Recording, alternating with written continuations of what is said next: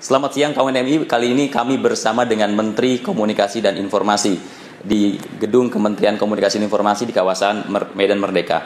Dan ini merupakan kesempatan berharga bagi kami karena pada kali ini kita punya banyak kesempatan untuk mengklarifikasi banyak isu yang mungkin menjadi perhatian kawan MI semua. Dan langsung saja bersama kami Bapak Rudiantara. Selamat siang Bapak. Selamat siang, Assalamualaikum warahmatullahi wabarakatuh. Waalaikumsalam warahmatullahi wabarakatuh. Kementerian Komunikasi dan Informatika. Betul. Ya. Kementerian Komunikasi dan Informatika. Langsung diklarifikasi oleh Bapak Menteri. Oke Pak, kami dapat info Bapak tuh senangnya dipanggilnya Chief Pak. Itu kenapa dipanggilnya Chief? Sebetulnya bukan masalah senang ya. Ya mungkin saya yang pertama manggil teman-teman saya karena saya berasal dari dunia korporasi di swasta. Jadi saya suka panggil teman-teman saya Chief, kan ada yang CEO, Chief Marketing Officer, Chief Technology Officer, jadi saya panggilnya Chief aja. Terus lama-lama orang juga manggil saya Chief. Ya udah, mungkin karena orang istilahnya comfortable dengan itu dan saya juga tidak merasa terganggu. Ya selama kita tambah akrab, kenapa enggak? Saya sih itu aja, nggak ada. Bukan saya senang atau tidak senang, enggak. Nah kalau sekarang nih enaknya manggil Bapak atau Chief? Beda aja, Pak. Terserah aja. Bebas aja Pak ya. Yang penting nama saya Rudi. Oke Pak. Gini Pak, kalau membaca biografi Bapak, yang pertama kali kita lihat itu kan jalinannya jelas tuh Pak, di bidang telekomunikasi khususnya. Pernah di XL, di Indosat, di Telkomsel, di Telkom, juga di beberapa perusahaan lainnya, misalnya di Bukit Asam, juga di PLN pernah juga. Rentangnya cukup beragam, tapi paling tidak garis besar adalah di bidang telekomunikasi. Itu yang kita tahu Pak. Plus Bapak kuliah di mana kita tahu, di Unpad gitu ya. Kemudian S2-nya di bidang business management. Dan publik saya yakin banyak yang tahu itu dan gampang mencari tentang itu. Tapi yang kita belum tahu, sebenarnya Bapak sendiri melihat Bapak tuh apa sih Pak? Siapa Pak? Ya walaupun di industrinya saya boleh dikatakan di telekomunikasi seluler, juga di industri processing seperti saya pernah wakil Dirut Semen Gresik. Saya juga pernah wakil Dirut PLN, juga terakhir saya menjadi komisaris utama Raja itu Rukun Raharja, itu perusahaan TBK di bidang energi, gas, tapi membangun infrastruktur pipa, bukan gas trader, bukan. Jadi membangun infrastrukturnya. Bagi saya sebetulnya belajar di sektor yang berbeda-beda itu tidak menjadi masalah. Pada ujungnya pada saat kita mengelola korporasi, 3 yang kita ukur. Pertama dari sisi laporan keuangan itu bagaimana cash flow-nya, bagaimana profit and loss-nya, laporan keuangannya itu, dan akhirnya bagaimana neracanya. Karena kalau ingin tumbuh, ingin berkembang, itu harus kita lihat dari kemampuan neraca untuk berkembangnya, kemudian sustainability-nya bisa dilihat dari profitabilitasnya, dan hidup hari-harinya itu boleh dikatakan dari sisi cash flow. Selama kita menguasai itu, industri apapun sama saja saya rasa. Oke Pak. Kita kan tentunya setiap orang Pak ketika sudah mencapai capaian-capaian tertentu, Bapak telah mencapai jabatan-jabatan yang tidak banyak orang bisa mengaksesnya Pak. Dan sekarang jadi Menteri Komunikasi dan Informasi. Kita kan taunya tuh cuma capaiannya aja Pak. Kita nggak pernah tahu struggling behind the scene, terus juga what was going on behind the scene. Semua itu kita nggak pernah tahu. Sebenarnya Bapak kembali lagi Pak. Bapak melihat dari Bapak bisa menjalani semua itu hingga akhirnya bisa mencapai jabatan publik seperti sekarang tuh apa sebenarnya inti dari semua itu yang Bapak bisa bagi gitu? Sebetulnya nomor 1 biar bagaimanapun adalah kerja keras. Ya, kerja keras, kerja cerdas. Tidak semuanya harus kerja keras. Kerja keras dan terakhir kerja ikhlas. 3 itu aja. Dan jangan lupa yang menentukan kita sekarang bisa ketemu pun adalah Allah. Ya kalau faktor yang maha kuasa menetapkan kita begini, kalau orang kita di lapangan istilahnya garis tangannya ya begitu mau diapain gitu kan. Jadi kita kerja keras sebagai manusia tentunya, tapi pada akhirnya kita harus tahu juga, harus menyadari bahwa ada yang lebih menentukan daripada kita. Apakah itu orang lain yang merupakan bagian ekosistem kita, apakah itu orang tua kita, apakah saudara kita, apakah teman kita, apakah pimpinan kita, dan di atas semuanya ya Tuhan yang maha kuasa gitu. Oke Pak, mungkin bisa sambil duduk Pak. Apa-apa, Oke Pak. Nah, terus ini Pak, Bapak dari ya Pak, ini tadi udah dimulai duluan Pak. Soalnya ada 2, cuman tamu saya mau orang Indonesia, mau orang asing, cuma 2 pilihannya, air putih atau jamu. Oh, sehat dua-duanya Pak? Dua-duanya sehat, dan kita paling-paling tinggal menerangkan apa itu jamu, itu aja lah. Ya terus kami juga, ini kita banyak informannya nih Pak. Kami juga dapat informasi tuh Bapak gaya hidupnya cukup sehat Pak. Bapak suka infused water. Betul Pak ya? Ya, di infused water ini saya dikasih di kantor, ya udah. Saya minum di kantor, dikasih botol. Jadi kalau rapat di luar saya bawa lah. Namanya diberi. Ya, yang menyediakan, yang memberi juga tentunya senang kalau saya minum kan. Oke. Tapi intinya kalau sehat-sehat ya oke aja Pak ya Pak. Iyalah. Nah terus ini Pak, Bapak tadi udah bilang di awal Bapak dari dunia korporat yang punya notabene kultur yang sangat berbeda dengan birokrasi.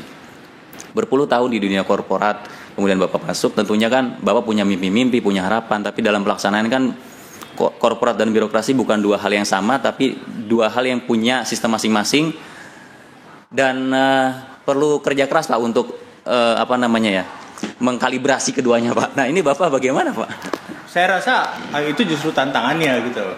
Kita jangan hanya lihat perbedaannya saja, justru kita lihat persamaannya apa. Kita harus mulai dari persamaan. Pada umumnya kalau yang namanya dunia korporasi itu dimulai dengan tujuan. Tujuannya apa? Objektifnya apa? Apa yang kita mau sasar? Ya, mau kemana kita? Baru dicari jalannya. Sedangkan di birokrasi pada umumnya, tidak semuanya, memulai dengan prosedur. Jadi kita ikutin aja di prosedurnya. Ujungnya di mana? Ya pokoknya prosedur aja dulu gitu loh. Kadang-kadang antara objektif dengan prosedur, objektifnya di mana, prosesnya akhirnya keluar di mana. Itu yang membuat sebetulnya kadang-kadang tidak klop. Tetapi kembali jangan dilihat perbedaannya, dilihat persamaannya. Persamaannya apa? Kalau kita itu manajemen by objektifnya apa? Kemudian di dalam semua organisasi selalu ada kepentingan yang berbeda. Nah, kita cari kepentingan yang sama. Misalkan yang mau berubah dari sistem birokrasi, ya, yang konsepnya kepada tujuannya apa. Nah, ada beberapa teman-teman sudah pasti setiap organisasi yang demikian. Nah, kita ajak, kita mulai dari situ. Banyak yang tidak setuju, ada yang tidak setuju, nggak ada masalah. Di mana-mana hidup begitu, ada positif, ada negatif, ada siang, ada malam, ada pagi, ada sore, ada kiri, ada kanan. Nah, tinggal gimana kita berpikirnya secara positif. Kalau saya lihatnya begitu. Tidak mudah, tidak mudah. Tapi kan masyarakat tidak bisa menunggu. Pemerintah tidak bisa menunggu untuk deliver kepada masyarakat. Either kita menyesuaikan diri kepada tujuan mulia masyarakat, cita-cita pemerintahan, cita-cita Pak Jokowi, cita-cita Pak Yusuf Kala sebagai wakil presiden berdasarkan Trisakti. Menggunakan Trisakti apa? Kedaulatan, kemandirian, dan kebudayaan. Oke Pak. Pak, sekarang udah mulai masuk ke kebijakan Pak. Kalau kita lihat mulai pemerintahan sekarang itu ada keinginan kuat untuk masuk ke dunia IT, digitalisasi, pelebaran bandwidth dan segala macam. Dan kunjungan presiden terakhir ke Amerika itu kan diantaranya ke beberapa perusahaan besar, Google misalnya. Bagaimana, apa sebenarnya yang ingin disampaikan oleh pemerintahan dalam hal ini Pak? Gini, ya. Menjalankan pemerintahan, menjalankan korporasi, menjalankan organisasi apapun itu kan proses. Proses itu kan berkembang terus. Salah satu yang membuat proses itu menjadi efektif dan efisien adalah pemanfaatan teknologi, khusus teknologi IT. Ya semua begitu, korporasi semua juga masuk ke digital. Semua pemerintahan juga harus masuk ke sana. Karena apa? Karena dunianya berubah. Ya. Indonesia kalau tidak menyiapkan diri untuk itu, kita digulung. Di dunia internasional yang namanya digital itu sudah menjadi suatu kebijakan dari masing-masing negara dan kita tidak bisa diam. Nah, kalau kita bicara masalah digital, itu ada dua. Satu bicara masalah infrastruktur yang kita masih boleh dikatakan left behind ya dibanding negara-negara di ASEAN sekalipun. Mengapa? Kita lihat aja dari barat sampai ke timur, utara sampai ke selatan, berapa puluh ribu, 17.000 pulau. Ada yang jok 17.000 pulau, kalau low tide. Enggak, kalau low tide. Oh ya. Kalau high tide ya berkurang tinggal 13.000. Itu belum versi kementerian beda-beda Pak. KKP punya sendiri, Kominfo punya sendiri. Bottom line-nya bukan masalah ketepatan angkanya, tetapi bahwa tantangan kita ini, kita negara archipelago. Ya. Jadi untuk membangun infrastruktur tidak mudah. Jadi fokusnya kepada infrastruktur, kemudian kedua kepada teknologi akses, ketiga kepada aplikasi. Tiga ini kunci daripada digitalisasi suatu negara. Nah kalau kita lihat bagaimana Amerika, bagaimana kebijakan Presiden Obama terhadap digitalisasi, bagaimana Inggris, ya, David Cameron, Perdana Menteri Inggris, membuat kebijakan tentang digitalisasi. Bagaimana negara-negara Eropa, bagaimana Perdana Menteri Tiongkok, Li Keqiang membuat kebijakan tentang digitalisasi negaranya. bagaimana Modi, Perdana Menteri India membuat kebijakan. Dan di kita juga punya, di Indonesia punya, Pak Presiden mempunyai visi tentang digital ekonomi dari Indonesia, yaitu apa? Dari sisi e-commerce. Ya, tahun 2020 itu akan mencapai 130 miliar dolar. Bukan yang kecil, tapi ini merupakan tantangan karena banyak sekali isu yang harus diadres. Mengapa? Karena selama ini barangkali desain yang disiapkan itu belum optimal, ya. Sedangkan dorongan dari luar Indonesia itu makin tinggi, ya. Dan kita yang membuat Indonesia itu harus kompetitif, karena kita ini bukan hanya dalam konteks masyarakat ASEAN saja, bukan hanya bergandingan negara ASEAN, tapi kita berkompetisi dengan mereka. Tadi pagi saya baru mengikuti peresmian pusat logistik berikat, ya, di Cakung. Itu bagaimana membuat Indonesia lebih efisien. Dengan caranya apa? Semua barang modal yang biasanya itu masuknya itu disimpan di Singapura dahulu sebagai inventory, sebagai gudang dan lain sebagainya. Setelah kita butuh baru dari Singapura bawa ke sini. Sekarang kita menyiapkan, ya, yang kompetitif agar barang-barang modal seperti traktor dan lain sebagainya, barang modal misalnya mesin itu tidak perlu ke negara tetangga tapi langsung ke Indonesia, disimpan di suatu kawasan berikat dan tidak bayar bea cukai dahulu. Begitu keluar dari kawasan berikat masuk kepada si pembeli atau pengguna baru bayar bea cukai. Kita mikirnya kita ini harus kompetitif, harus efisien. Kita tidak bisa, masyarakat Indonesia tidak akan survive ke depan kalau kita tidak mempunyai pola pikir bahwa kita harus kompetitif. Nah, salah satu yang membuat kita kompetitif, ini salah satu, yaitu memanfaatkan digital, khususnya digital ekonomi. Itu pola pikir kenapa kita harus masuk ke sana. Kalau tidak, itu akan datang sesuatu keniscayaan. Tinggal bagaimana kita manage gitu lah. Oke Pak, kalau bicara tentang komunikasi informasi kan tidak hanya bicara tentang teknis Pak, tidak hardware saja, tapi juga bicara software dalam artian filosofinya, terus juga bukan software gitu Pak, software filosofi. Karena ini juga yang ini agak kemana-mana karena memang gitu Pak konsep acaranya Pak. Jadi di undang-undang ITE kan misalnya di pasal 27 ayat 3 misalnya, terus juga penerjemahan dari undang-undang dasar bagaimana kebebasan berpendapat itu. Sementara kan itu kan lebih ke hal-hal yang filosofis Pak. Akhirnya kan muncul kebijakan pelarangan website ini, itu segala macam, banyak yang tidak bisa diakses di Indonesia atau bahkan diblokir gitu Pak. Apa sebenarnya Bapak sendiri melihat filosofi komunikasi itu Pak? Begini, memang yang namanya boleh dikatakan ICT, Infocom Technology, itu bisnisnya itu ke depannya yang akan berkembang cepat adalah konten. Bukan infrastrukturnya, tetapi infrastruktur tetap akan berkembang. Konten tidak akan berjalan kalau mau infrastruktur nggak ada. Gimana coba Anda mau katakanlah kirim pesan lewat WA atau apa, orang nggak ada jaringan nggak dapat, kan bisa. Ya, jadi dua-duanya harus jalan. Walaupun infrastruktur itu lebih kembali tersistematis, lebih terstruktur dan lain sebagainya. Itu yang kami dorong. Jadi pemerintah mempunyai program namanya broadband. Bagaimana broadband ini 1 Januari 2019 itu sudah harus bisa diakses oleh dari semua ibu kota, kabupaten maupun kota medan seluruh Indonesia. Sekarang kan enggak, timur masih bolong, utara masih bolong, Natuna masih belum ada, di atas Sulawesi masih belum ada. Jadi kita baru saja minggu lalu ditandatangani proyek Palapering yang kedua untuk paket tengah, ya, sampai ke di atas Sulawesi sana, sampai ke arah mana? Ke arah Filipina tuh. Pak, mungkin Bapak bisa sana Pak. Ini di sini ada pulpen nggak? Pinjam dong. Pulpen Pak, pulpen ya. Ya boleh. Nah, di sini ya, tidak ada yang membangun infrastruktur kabel laut atau apa. Kenapa? Daerah ini yang secara keuangan ini nggak visible. Jadi swasta mana mau ngebangun mana? Swasta kan cari untung, orange cari untung kan. Nah, tidak ada yang membangun. Juga daerah sini sampai ke Miangas ke atas ini nggak ada. Daerah sini juga sampai sini siapa yang ngebangun? Orang nggak ada ekonomi, secara keuangan nggak visible kok. Tetapi secara ekonomi itu viable, itu harus ya. Dan terlebih Indonesia itu kan bukan hanya Jawa. Indonesia bukan Jakarta. Indonesia itu dari sini sampai sini, dari atas sampai bawah. Jadi tugas pemerintah bagaimana membangun infrastruktur yang tidak akan dibangun oleh swasta.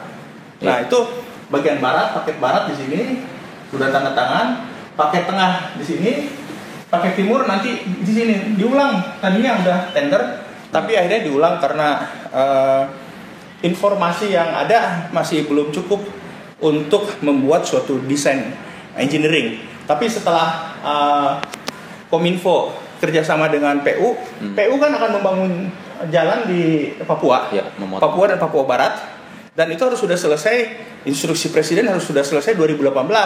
Ada 13 kabupaten kalau tidak salah. Nah, berdasarkan jalur jalan itulah manfaatin. Kami kerjasama dengan Menteri PU. Jadi PU bangun jalan, di sebelahnya kami bangun ducting. Kurang lebih demikian. Itulah yang namanya koordinasi antar kementerian. Gitu. Mudah-mudahan 1 Januari 2019 semua ibu kota kabupaten ataupun ibu kota madya sudah terhubung broadband. Itu secara fisik. Nah, secara akses kita sudah dorong 4G. 4G LTE dari tahun lalu kan. Ini masih terus-terusan sampai 2019. Sampai nanti suatu saat akan ada generasi kelima atau 5G mungkin ya. Nah, itu dari sisi infrastruktur. Dari sisi konten juga demikian. Konten ini relatif di atas di medium internet sebetulnya di Indonesia cukup diperbolehkan apapun kecuali yang dilarang undang-undang yang bertentangan dengan misalkan undang-undang pornografi, perjudian tidak dibolehkan dan lain sebagainya. Yang undang-undangnya ada ya nggak boleh lah biar bagaimanapun, dan itu bukan hanya di dunia internet. Jadi kan kalau kita bicara medium atau media, ada namanya media cetak, koran, majalah, atas konten. Ada namanya media elektronik, televisi, radio. Ada namanya media online. Online. Ini juga termasuk media online, video file sharing, gitu kan. Ada nanti namanya media sosial. Itu yang lebih kepada individu dan lain sebagainya, atau bikin grup society atau grup kelompok-kelompok tertentu. Nah, di masing-masing ini ada aturannya. Kalau di media cetak itu subjek kepada undang-undang pers. Nah, pengawasnya mahkamahnya adalah Dewan Pers. Di penyiaran di televisi, radio itu ada pengawasnya namanya KPI, Komite Penyiaran Indonesia. Sedangkan di media online dan di media sosial itu guardiannya kurang lebih Kementerian Kominfo. Itu pun mengacu kepada undang-undang yang ada, apakah undang-undang pornografi, undang-undang lain-lain termasuk undang-undang ITE. Khusus pasal 27 ayat 3 itu rencananya insya Allah minggu depan kami sudah mulai rapat dengan DPR untuk merevisi pasal 27 ayat 3. Oke. Arahnya kemana Pak? Kalau boleh tahu Pak? Arahnya dikurangi lah. Nah, karena kan saya juga jadi tidak lama setelah saya jadi menteri, itu bulan November kalau tidak salah, saya ketemu dengan teman-teman netizen lah semua. Nah, biar bagaimanapun itu kan masyarakat kita dan masyarakat masa depan kita lagi, bukan hanya masyarakat kita. Bicara isunya apa? Salah satu yang diangkat konsennya adalah mengenai pasal 27 ayat 3. Yaitu pencemaran nama baik. Pencemaran nama baik quote unquote yang bisa dianggap bisa terlalu menjadi pasal karet gitu kan. Tafsirannya bisa kemana-mana gitu. Ya sudah, itu kan 6 tahun. Kalau 6 tahun kan di atas 5 tahun. Pidana di atas 5 tahun kan bisa istilahnya ditangkap dulu baru ditanya gitu loh. Nah, kalau agar tidak salah tadi, masa belum jelas atau apa ya sudah jangan dulu tangkap lah. Karena diturunkan di bawah 5 tahun karena batasnya adalah 5 tahun pidana. Kalau 5 tahun pidana bisa diambil dulu loh. Nah, ini berhubungan tadi Pak Chief pernah bilang tentang bahwa digital itu satu yang hal penting bagi kita untuk kita berkompetisi tadi itu. Dan juga disebutkan ada beberapa medium ya Pak ya, ada print, ada elektronik semacamnya, dan ini terkait dengan undang-undang penyiaran Pak. Lalu juga terkait dengan bagaimana landscape sebenarnya dari TV digital ini Pak. Karena kita tahu sendiri mungkin di masyarakat sendiri sudah banyak yang menikmati gitu kan. Tapi beberapa hal kita belum terlalu paham sebenarnya. Bedanya apa sebenarnya? Begini, kalau TV digital atau layanan TV digital, nomor satu kualitas lebih bagus diterima masyarakat, satu itu. Namun kan tidak semuanya atau belum semuanya masyarakat bisa menikmati layanan TV digital, tergantung televisinya, dia punya digital tuner atau tidak. Sehingga timbul pemikiran televisi analog yang sudah dimiliki masyarakat itu harus bisa dimanfaatkan. Karenanya timbul pemikiran bagaimana nanti disediakan set-top box untuk konversi dari analog ke digital, sehingga masyarakat juga yang tidak mampu bisa menikmati gitu loh. Nah, posisi pemerintah terhadap digitalisasi itu suatu keharusan. Satu, masalah pelayanan kualitas kepada masyarakat. Kedua adalah ada namanya digital dividend, efisiensi penggunaan frekuensinya dari analog ini. Nanti kalau digital kita akan dapat namanya digital dividend. Ya, dividen itu kan hasil ya dari suatu usaha. Kalau dividen perusahaan ini kan hasil dari suatu migrasi dari analog ke digital. Ini bisa digunakan untuk broadband. Siapa yang menggunakan broadband? Broadband itu dipakai apa? Bisa dipakai telekomunikasi, bisa dipakai seluler, bisa dipakai penyiaran. Sekarang kenapa bisa penyiaran? Sekarang praktis kita bisa streaming kok televisi di mana-mana. Iya, nggak usah harus punya frekuensi untuk free to air selama kita aksesnya bagus. Masuk ini, Pak. Ini juga sama, ini sama. Ya. Nggak perlu izin kan dari saya, karena kan nggak menggunakan frekuensi publik. Iya.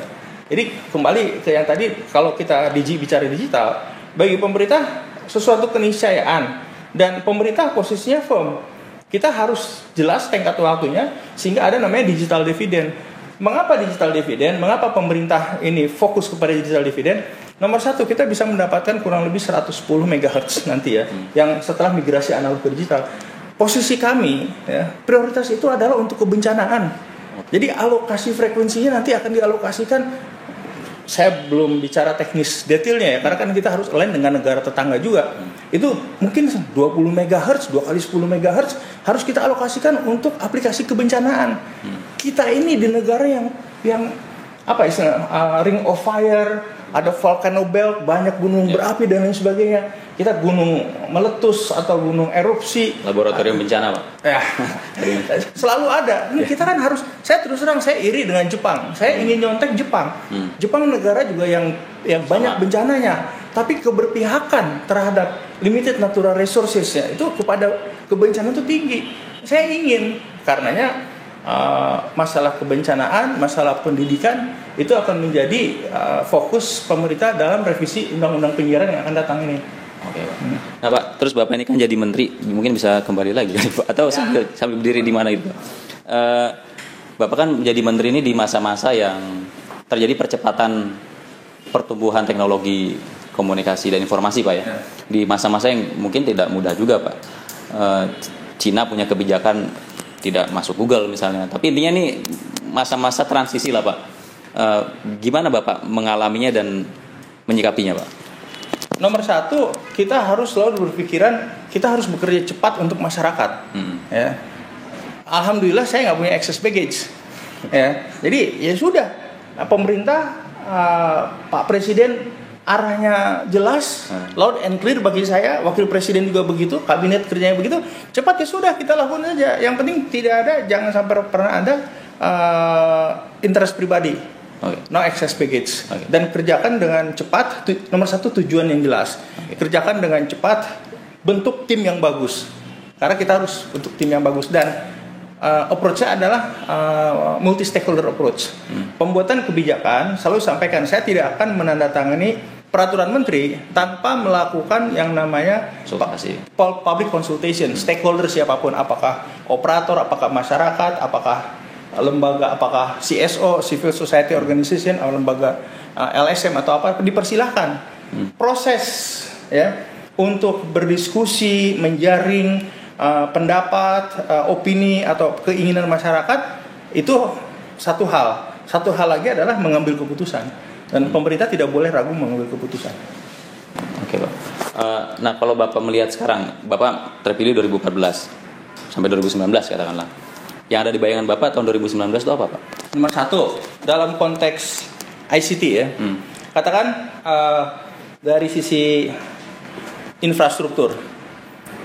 Sekarang itu praktis overall, berdasarkan perhitungan macam-macam, tergantung lembaga surveinya siapa. Tetapi bagi saya, kita harus akui, saat ini kita masih di bawah Singapura, di bawah Malaysia, di bawah Thailand. Filipina is catching up. Jadi kalau kita tidak melakukan sesuatu sudah pasti dilewati oleh Filipina. Ya. Jadi kita punya waktu ini sampai dengan 2019 mengejar 2. Targetnya adalah mengejar 2, menjadi nomor 2 di ASEAN sebagai negara. Tapi kalau kita bandingkan 2019 setelah Singapura, Pak. Ya, setelah Singapura. Ya, udah kemana-mana, Pak. Ya, realistis lah. Nah, tapi Singapura dibandingkan dengan Jakarta tahun 2019 istilahnya 11-12 lah. Oke, itu 2019, Pak. 2019. Yang lain, Pak, tadi kan baru bicara tentang itu. Yang tadi. Nah, jadi begini. Legacy, kalau kita bicara legacy, masyarakat itu jangan terlalu bikin pusing. Jadi 2019 itu kalau ada katakan 30 kementerian, teknis ya. Kan pemerintah ini terms yang sekarang sampai 2019. Dari 2019 kalau misalkan ada masing-masing satu kementerian satu aja, apa bagi Kominfo broadband, itu aja. Fokusnya itu. Fokusnya itu, tetapi bukannya broadband, itu kan hanya salah satu. Jadi legasinya adalah broadband. Tentunya juga dari sisi telekomunikasi satu sebetulnya broadband dan efisiensi industri. Bagaimana membuat industri ini sustainable tapi makin efisien. Karenanya saya dorong infrastruktur sharing yang aktif sharing. Sekarang kan pasif sharing baru tower aja. Nanti sebentar lagi kita dorong kepada frekuensi sharing. Ya, apapun yang membuat industri lebih efisien. Mengapa? Saya ingin melihat industri efisien, meningkatkan skala ekonominya. Agar apa? Biaya penyelenggaraan per gigabyte datanya itu turun. Kalau itu turun, itu kan dipasru kepada masyarakat, pada pelanggan, itu berarti masyarakat yang menikmati gitu loh. Nah, itu dari sisi efisiensi. Jadi saya itu dorong infrastruktur sharing, active sharing sampai kepada konsolidasi. Sekarang itu terlalu banyak operator di Indonesia. Akibatnya apa? Akibatnya bargaining power vendor lebih tinggi. Saya ingin balancing. Nah, itu yang akan membuat economic scale-nya naik, ya. Kemudian daya belinya juga lebih meningkat sehingga mendapatkan harga yang lebih baik dari vendor. Itu yang harus diteruskan kepada masyarakat. Ini tentunya kan pandangan seperti ini kan Bapak peroleh setelah lama juga, cukup lama di bidang telekomunikasi sebelumnya, Pak. Dulu tuh Bapak gatal nggak sih Pak ngelihat katakanlah policy? Bapak pemain dulu kan, pemain. Bapak tuh operator. Dulu yang minta izin, sekarang izin. Sekarang operator. Dulu operator, sekarang. Nah, dulu tuh pasti gatal kan Pak kan? Nah, gatalnya apa Pak? Gini, pemerintah itu kan tugasnya memberi perintah, membuat kebijakan, membuat aturan. Tapi apa yang lebih efisien, yang membuat industri lebih efektif, yang mengurangi high cost ekonomi. Jadi tahun 2015 kemarin, setahun lalu, saya keluarkan kalau tidak salah ada keputusan menteri tentang perizinan. Tujuannya satu, bagaimana mengurangi hari kerja perizinan. Saya sih gampang, ya. Ini berapa hari kerja? Pak, 60 hari kerja. Kenapa 60 hari kerja? Mana dokumennya, mana berkasnya? Oh iya Pak, kalau daftar ini harus ke sini dulu. Saya cek, di meja ini ngapain? Paraf Pak. Terus ya paraf. Kenapa harus paraf? Ya saya pejabatnya disuruh paraf karena SOP-nya paraf. Menghitung enggak? Enggak. Menganalisis enggak? Enggak. Terus ngapain? Ya saya paraf aja, coret saya bilang. Enggak ngasih nilai tambah kan? Terus saja. Jadi dari 60 hari kerja ada yang kurang lebih menjadi tinggal 20 hari kerja. Banyak, itu tujuannya mengurangi hari kerja. Ya, ada yang mungkin 28 hari kerja tinggal kurang lebih 3/4 atau setengahnya lagi. Pokoknya semua dimudahkan. Satu itu. Kedua, ya, menyederhanakan jenis perizinan. Contoh proposan itu kalau mau izin proposan ditanya, Bapak mau levelnya tingkat 2 Kota Madya Kabupaten, atau tingkat provinsi atau tingkat nasional. Kemudian jenisnya ada 5. Jadi matriksnya kan 3 kali 5 ada 15. Terus aplikasinya satu-satu, izinnya satu-satu. Saya bilang gila apa? Saya bilang enggak. Saya bilang pokoknya saya tanda tangan keluar 1 lembar. Anda mau 8 izin, mau 7 izin, 6 izin, 1 lembar. Pak, nanti kalau rubah gimana? Ya tinggal rubah yang selembar kertas, saya katakan. Jadi yang kedua jenisnya itu. Terus ketiga, tidak semua izin harus saya tanda tangan. Kenapa? Saya kenal enggak? Teman saya bukan, saudara saya bukan. Yang penting kan kita kebijakannya harus transparan, fair, dan harus berdasarkan sistem. Jadi ada perizinan yang sudah saya delegasikan, saya wenangkan kepada dirjen. Nanti untuk perform good governance, dirjennya setiap 3 bulan lapor ke saya. Jadi kan cepat. Jadi kan dulu saya tukang minta izin, sekarang saya memberi izin. Gimana caranya dibalik cepat gitu. Tanggapan dari operator sekarang gimana setelah Bapak melakukan kalibrasi lah jadi? Sebetulnya jangan saya ditanya, nggak fair.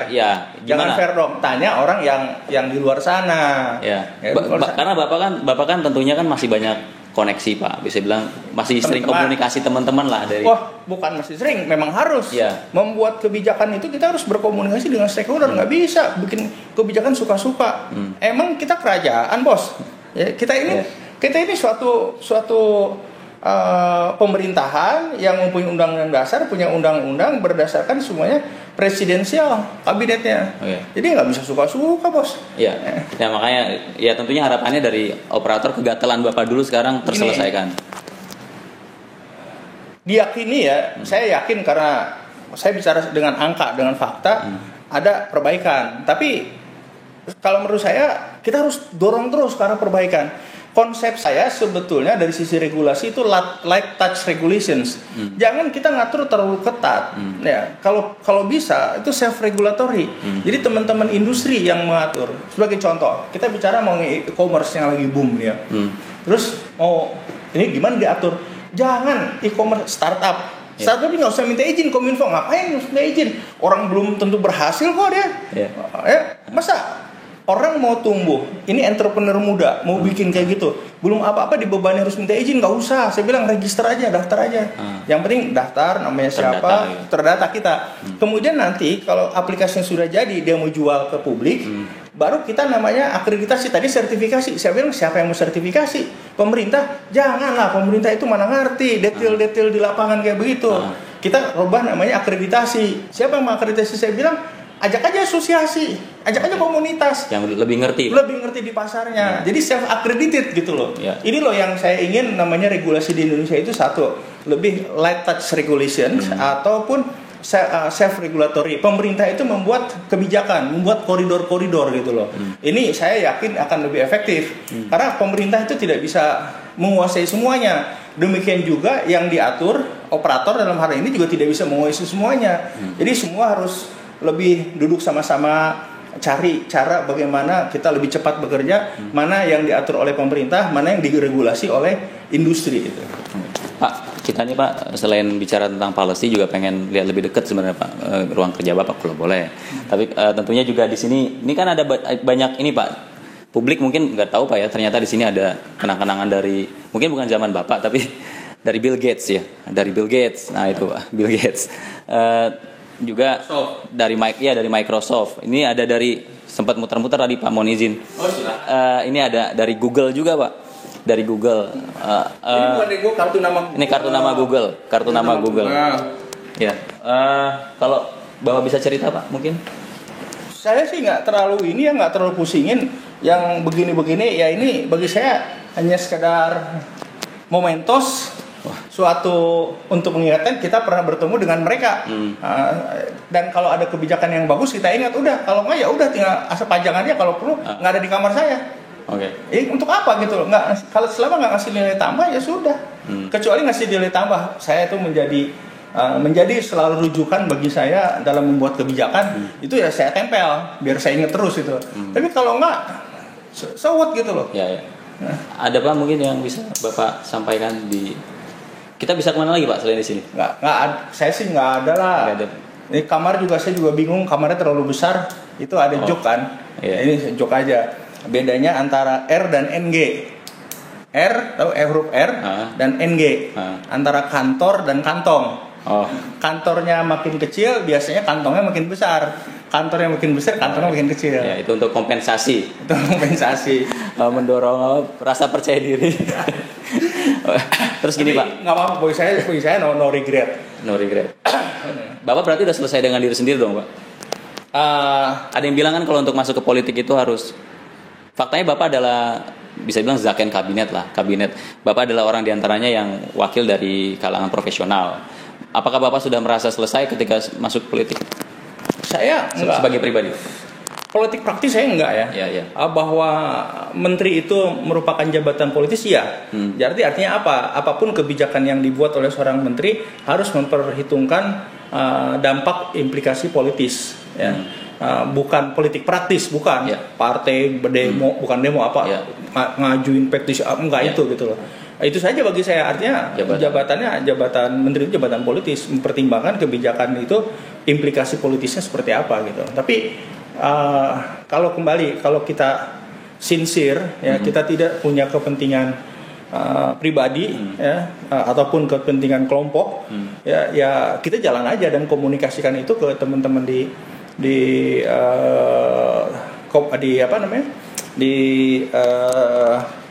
tempat-tempat lainnya. Itu aja bagi saya. Pernah terbayang nggak sih Pak Bapak jadi menteri Pak? Kalau membayang-bangi sampai mimpi atau apa gitu sih ya enggak lah. Ya, tapi kalau jadi menteri rasanya semua orang kalau ditanya waktu kecil gitu ya, paling jadi polisi, jadi tentara, jadi dokter, jadi menteri, jadi presiden, selalu begitu. Tapi kan tidak menjadi sesuatu obsesi harus apa yang enggak. Berarti Bapak pernah terpikir jadi menteri gitu, tapi nggak tahu jadi menteri apa gitu. Ya semua orang rasanya begitu. Pasti yang punya cita-cita kan melihatnya seolah enaknya aja kan. Iya. Menteri itu enak gitu. Ayo jadi menteri. Gitu aja. Mungkin hanya tercetus saja, tapi terus dipikirin gimana jadi menteri ya nggak juga. Tahu-tahunya kepilih aja ya. Ya makanya kan selalu bilang kita Kerja keras. tapi pada akhirnya ada yang lebih kuasa dari kita. Apakah stakeholder kita ya, apakah orang tua kita, saudara kita, teman kita. Terakhir kan biar bagaimana pada saat menjadi menteri yang menentukan itu presiden, ya kan? Ya presiden, artinya prerogatif dari presiden. Tapi above all, yaitu ada yang maha kuasa, yang ininya orang dibilang garis tangan gitu. Yeah. Pak, terus ini Pak, keluar boleh. boleh Pak ya? Ini saya balikin dulu. Oh iya, makasih Pak. Mana mau ke gudang paling bawah? Enggak Bapak, terserah Bapak punya. Ada. Gudang paling bawah udah saya pernah masukin. Oh gitu Pak. Saya minta pindahin.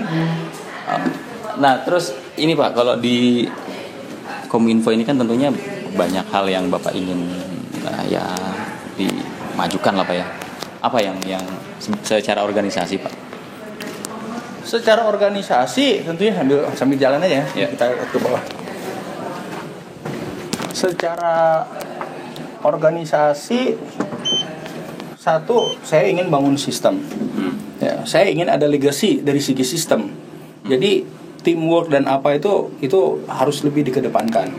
Dan itu dari segi sistem. Jangan lupa ya, yang jauh lebih penting adalah pembinaan human capital development. Jadi bagaimana mengembangkan sumber daya manusia. Di semua organisasi selalu ada yang tidak ingin berubah, ya, yang ya istilahnya menjaga comfort zone, ya, udah enak, udah kuasa, ada yang begitu. Ada juga ingin yang berubah dengan berbagai macam alasan. Ada yang ingin berubah karena merasa belum kebagian, ya. Ada yang pengen nggak mau bagi-bagi karena merasa saya enak ya. Ada yang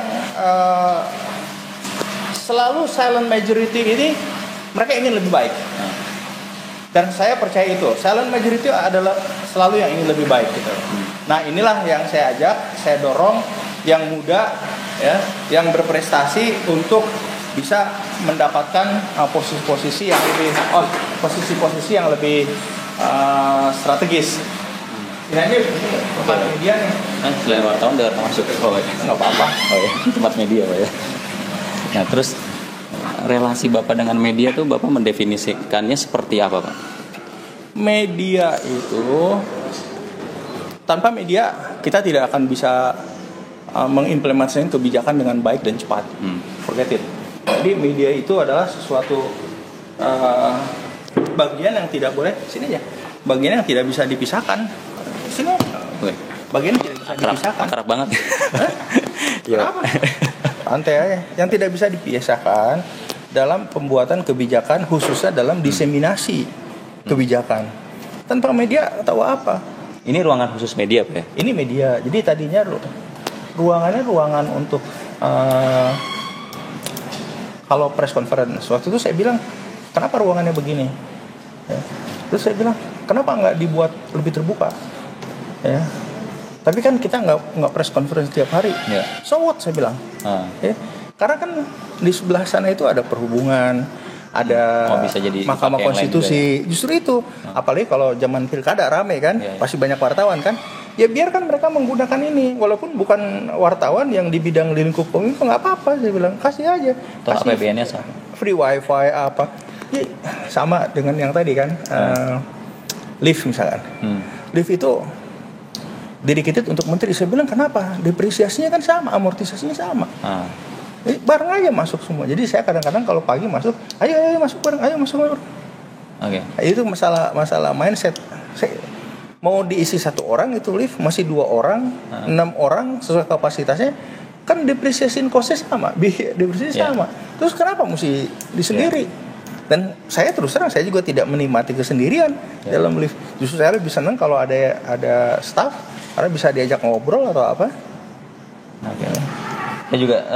Kita juga dapat ya baca-baca lah Pak, dapat info juga Bapak tuh orangnya ya bisnis banget Pak. Semua tuh diukur, 1 rupiah aja dihitung nih benefitnya apa gitu. Itu gimana tuh Pak tanggapan dari rekan-rekan gitu? Gini ya, kalau di korporasi perhitungannya itu memang bottom line itu lo katakanlah yang dikejar adalah profit. Ukurannya adalah rupiah. Kalau belanja ataupun pendapatan dalam falas, dalam dolar ya dolar, misalkan. Itu satu. Tapi kalau kita di pemerintah, semua juga sama. Ukurannya ada berapa pemasukan, berapa pengeluaran, berapa laba. Ya. Tapi bukan dalam bentuk angka rupiah.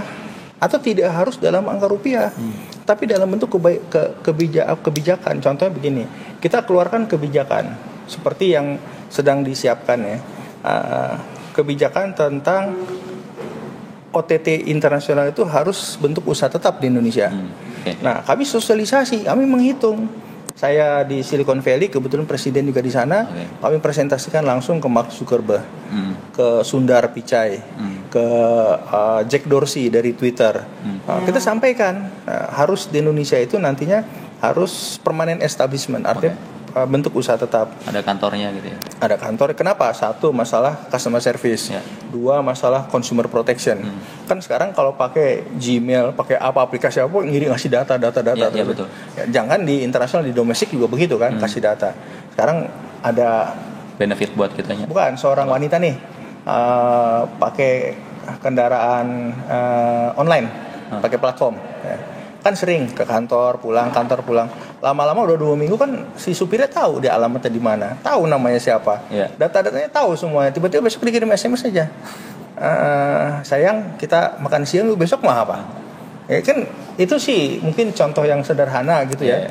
Ya, tapi kan itu mungkin terjadi. Bagaimana kita memproteksi? Jadi alasannya 1, customer service, 2, consumer protection, level playing field. Ada masalah administrasi, masalah legal, masalah pajak. Ya, jangan lupa tahun lalu digital ad kita itu 800 juta dolar lebih sedikit. Ya, itu dari sisi pajak bagaimana? Ya, nah ini jadi kebijakan ini yang akan ditetapkan.